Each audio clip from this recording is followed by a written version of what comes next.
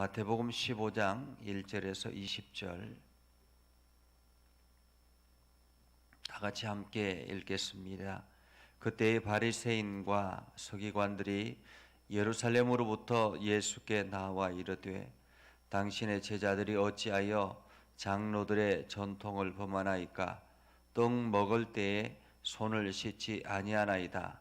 대답하여 이르시되 너희는 어찌하여 너희의 전통으로 하나님의 계명을 범하느냐? 하나님이 이르셨으되 내 부모를 공경하라 하시고 또 아버지나 어머니를 비방하는 자는 반드시 죽임을 당하리라 하셨거늘 너희는 이르되 누구든지 아버지에게나 어머니에게 말하기를 내가 더려 유익하게 할 것이 하나님께 드림이 되었다고 하기만 하면 그 부모를 공경할 것이 없다 하여 너희의 전통으로 하나님의 말씀을 폐하는도다. 외식하는 자들아, 이사야가 너희에 관하여 잘 예언하였도다. 일렀으되 이 백성이 입술로는 나를 공경하되 마음은 내게서 멀도다. 사람의 계명으로 교훈을 삼아 가르치니 나를 헛되이 경배하는도다 하였느니라 하시고 무리를 불러 이르시되 듣고 깨달으라. 입으로 들어가는 것이 사람을 더럽게 하는 것이 아니라 입에서 나오는 것이 사람을 더럽게 하는 것이니라. 이에 제자들이 나와 이르되 바리새인들이 이 말씀을 듣고 걸림이 된 줄 아시나이까? 예수께서 대답하여 이르시되 심은 것마다 내 하늘 아버지께서 심으시지 않은 것을 뽑힐 것이니 그냥 두라. 그들은 맹인이 되어 맹인을 인도하는 자로다. 만일 맹인이 맹인을 인도하면 둘이 다 구덩이에 빠지리라 하시니 베드로가 대답하여 이르되 이 비유를 우리에게 설명하여 주옵소서. 예수께서 이르시되 너희도 아직까지 깨달음이 없느냐? 입으로 들어가는 모든 것은 배로 들어가서 뒤로 내버려지는 줄 알지 못하느냐? 입에서 나오는 것들은 마음에서 나오나니 이것이야말로 사람을 더럽게 하느니라. 마음에서 나오는 것은 악한 생각과 살인과 간음과 음란과 도둑질과 거짓 증언과 비방이니 이런 것들이 사람을 더럽게 하는 것이요 씻지 않은 손으로 먹는 것은 사람을 더럽게 하지 못하느니라. 아멘. 오늘도 하나님의 은혜가 여러분에게 가득하기를 바랍니다. 여러분들이 오늘도 하나님의 사랑을 힘입어서 거룩한 삶을 살아가고 하나님의 풍성한 은혜를 공급받는 복된 삶을 살아갈 수 있기를 바랍니다. 우리나라에서 사는 사람들은 반드시 헌법이라는 기준 아래 살아가게 됩니다. 그래서 우리나라는 이 헌법이 가장 상위 법이고 그 헌법을 지키기 위해서 여러 가지 하위 법들이 만들어지게 되죠. 그래서 하위 법들이 또한 다양하게 이루어지지만은 여러 가지 사람의 형태라든지 삶의 모습에 따라서 달라지기 때문에 그것을 또 우리가 그 법원에서 판결할 때에 판결의 기준은 판례, 전례가 어떻게 되었는가, 판례가 과거에는 어떤 이러한 형태에서는 어떻게 판결을 했는가 하는 판례를 이렇게 살펴봅니다. 그러나 이 판례들도 시대의 변화, 관계의 변화 이런 것들 때문에 여러 가지 다양하게 일어날 수 있어서 많은 사람들이 이것은 좀 부당하다, 요즘 시대에는 좀 부당하다라고 하면 헌법 소원을 하게 되죠. 그래서 판례가 어떠하든지 간에 헌법 소원에서 다시 원칙으로 이 우리나라의 건국 이념에 맞추어서 원칙에 맞추어서 다시 판결을 하게 돼서 헌법 소원에 맞춰서 결정을 하면 그것이 이제 바른 결정이다라고 우리가 알게 됩니다. 이것처럼 신앙생활에도 마찬가지입니다. 신앙생활에도 하나님께서 우리들에게 주시는 최초의 헌법이 있는데 그것이 바로 율법이라 그렇게 말할 수 있습니다. 그래서 이 율법을 지키기 위해서 많은 유대인들은 또 하위 개념의 법들을 만들었습니다. 그렇게 하위 개념의 법들을 통해서 이어져 내려왔던 사람들이 다시 이제 전통이라는 관례를 따르게 됐죠. 그래서 많은 사람들이 율법의 기준보다는 전통을 우선시하는 경우들이 많이 있습니다. 왜냐하면 전통이 계속 이어져 내려왔기 때문에 당연하다라고 생각을 하고 이것이 하나의 관례처럼 되어졌던 것이죠. 오늘 1절에 보면 그때에 라는 말씀이 있습니다. 그때에. 그때에는 어떤 때인가 라는 거죠. 어느 때인가. 예수님께서 오병이어의 기적을 일으키고 난 다음에 수많은 사람들이 예수님을 따라 나오죠. 예수님을 따라 다닙니다. 예수님께서 바다를 건너면서 많은 사람들이 또다시 그 예수님을 찾아 나왔습니다. 예수님을 따라 나온 사람들, 그들은 병자들이고 가난한 자들이고 한마디로 세상으로부터 외면당한 사람들이었습니다.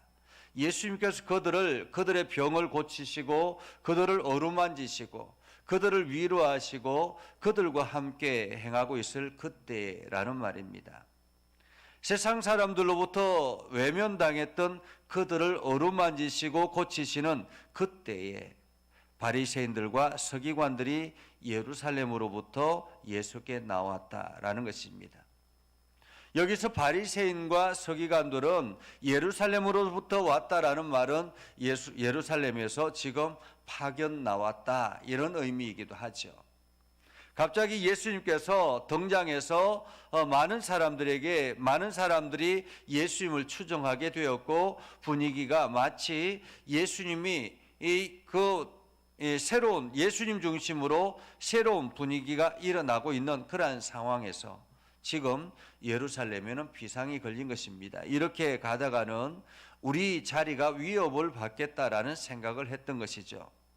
그래서 시골 출신 저 예수를 어떻게 하면 흠집을 잡을까?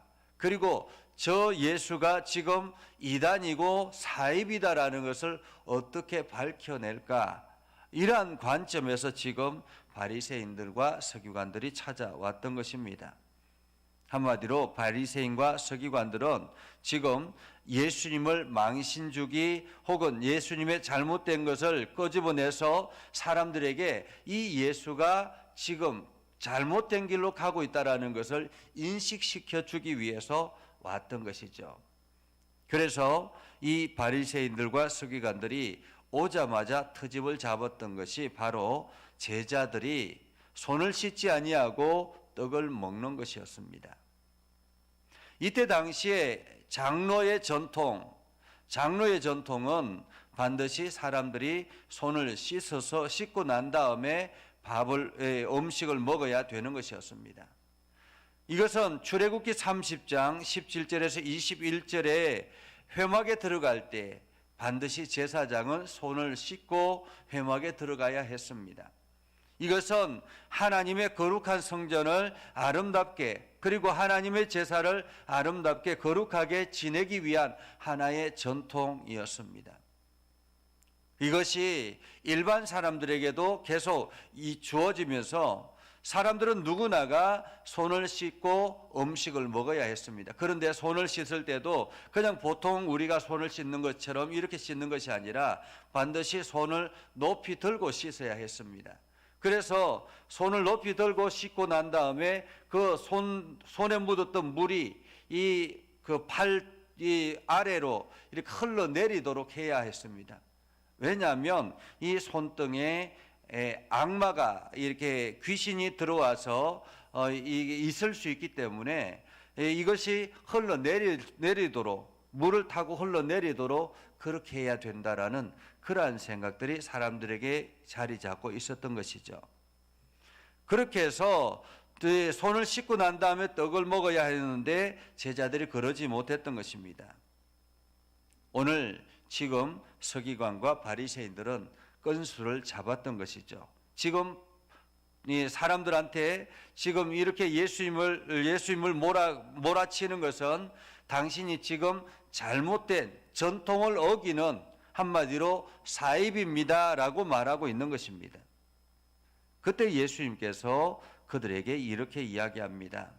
물론 그거 인정한다라는 말이죠. 장로의 전통을 어겼다라는 거 인정한다. 그런데 너희는 어찌하여 너희의 전통으로 하나님의 계명을 범하느냐라고 말하고 있습니다. 이 말은 지금 전통이 잘못됐다라는 말이에요. 하나님의 계명이 상위법인데 지금 하나님의 계명, 율법을 어기는 전통이 어떻게 우리를 잘못된 길이라고 이야기하느냐라는 것입니다. 그러면서 지금 예수님께서 이들에게 지적하는 것이 바로 고르반이란 제도였습니다. 하나님께서 율법을 주시는 것은 율법으로 무엇을 10계명 중에 내 부모를 공경하라라는 계명이 있습니다. 이것은 율법의 최상위 개념이죠. 내 부모를 공경하라. 내 부모를 공경하라라고 말씀하시면서 아버지나 어머니를 비방하는 자는 반드시 죽임을 당하리라라고 하셨습니다. 그런데 이 유대인들, 이게 한마디로 오래된 그 종교 지도자들이 이것을 어떻게 변형시켰느냐 하면 고르반이란 제도를 통해서 이것은 하나님께 드린 것입니다. 하나님의 몫입니다. 라고 이야기를 하면 그때부터 이것은 하나님의 것이라고 생각을 하고 부모님 앞에 이 재물에 대한 것은 부모님 앞에 드리지 않아도 부모님을 섬기지 않아도 된다라는 것입니다. 그래서 만약에 자기가 한 집 한 채를 가지고 있는데 자기가 살고 있는 집 이외에 또 다른 한 채를 가지고 있는데 이 집은 하나님께 드린 것입니다라고 이야기하면 더 이상 이 집에 관한 권리는 부모님에게 하지 않아도 된다라는 말이에요. 그리고는 이 집의 모든 권한을 자기가 이용하는 것입니다. 그렇게 해서 자기 자신을 착복하는 일에 앞장섰다라는 것입니다. 한마디로 전통을 이용해서 하나님의 말씀을 곡해하는, 잘못된 길로 가게 하는, 그래서 부모를 공경하지 아니하는 데 사용하는 이러한 모습을 보게 됐다라는 거죠.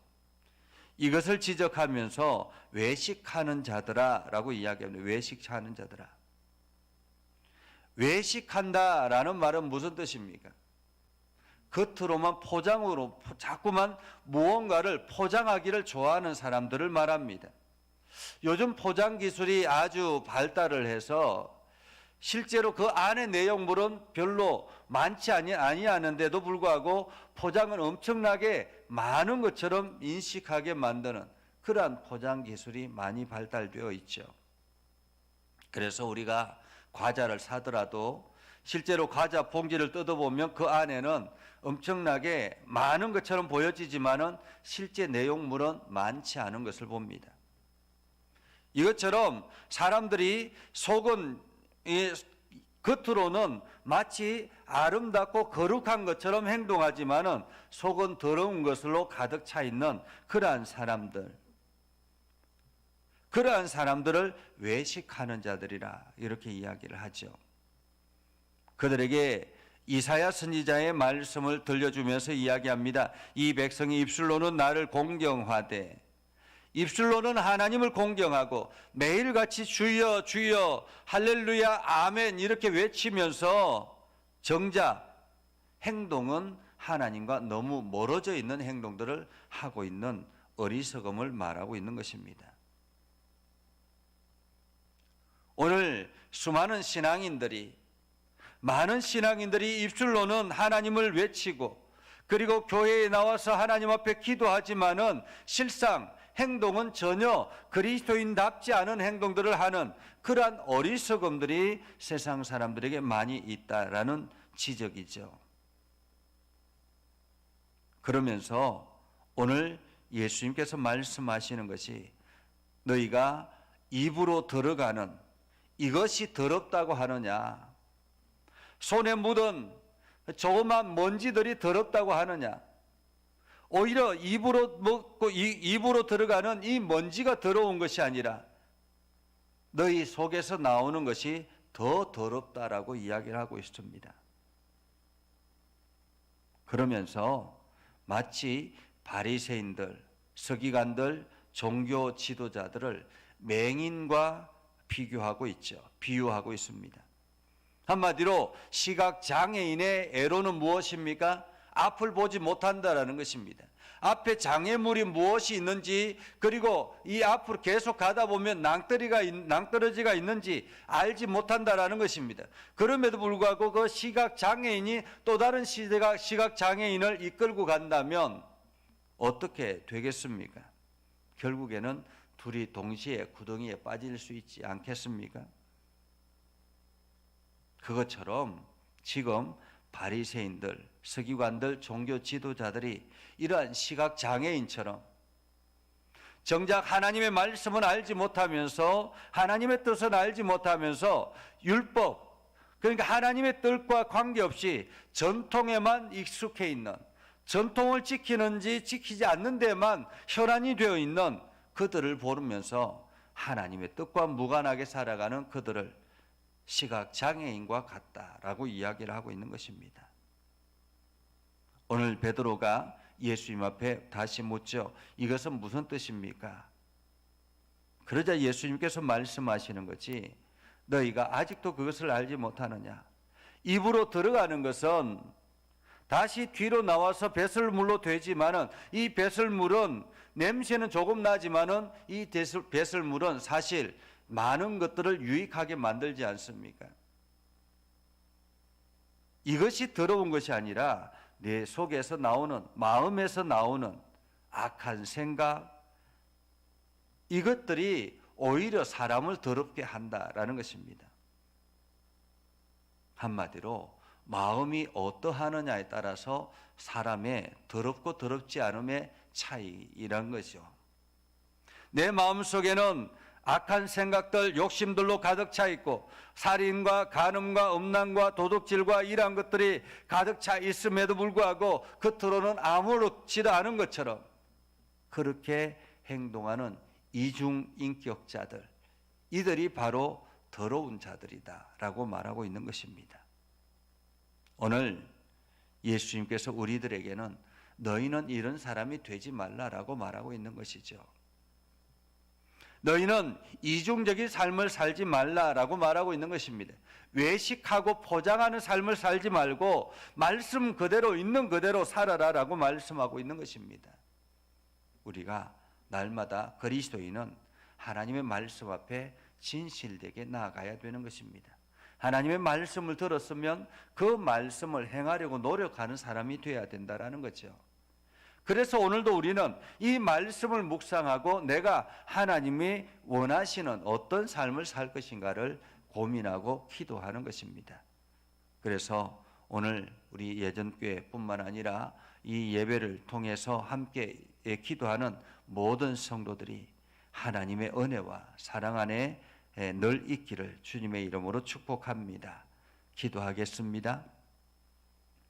거룩하신 아버지 하나님, 오늘도 하나님께서 저희를 사랑하셔서 하나님의 말씀을 듣고 믿음 안에 서게 하여 주심을 감사합니다. 하나님, 세상의 많은 사람들이 하나님의 뜻을 살피며 주의 나라를 향해서 달려가려고 합니다.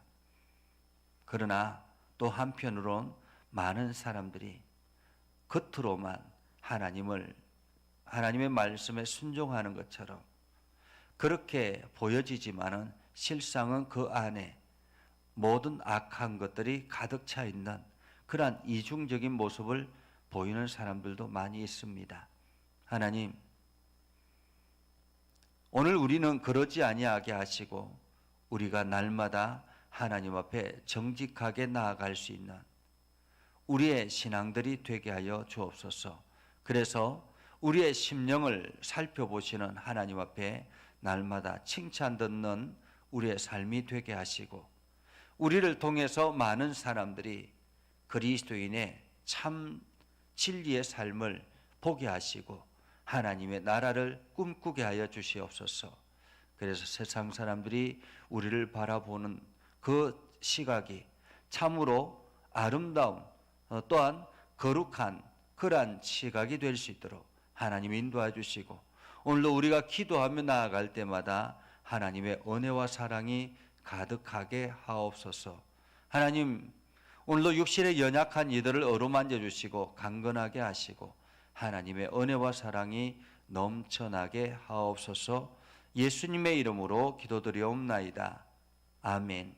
이제는 우리 구주 예수 그리스도의 은혜와 하나님 아버지 극진하신 사랑과 성령님의 감화 감동 역사 위로 교통하시며 은혜가 주의 말씀 안에 있는 모든 믿음의 백성들 위해 하는 모든 일들 위해 영원토록 함께 하옵시기를 간절히 축원하옵나이다. 아멘.